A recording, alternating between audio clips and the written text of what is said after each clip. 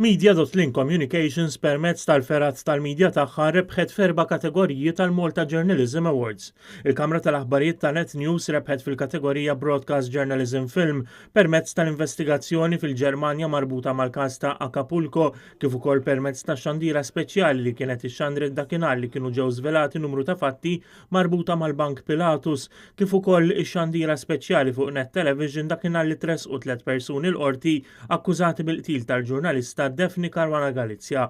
Il-ġurnalist sportiv ta' Media.Link Communications Charles Kamenzuli rebaħ il-kategorija Sport Broadcast Journalism bil-programm sportiv li jixxandar fuq Net Television. Il-Gazzetta tal-Mument rebħet ukoll fil-kategoriji Cultural Print Journalism u Best Reporting on V18 Events permezz tal-ġurnalist Noel Danastas.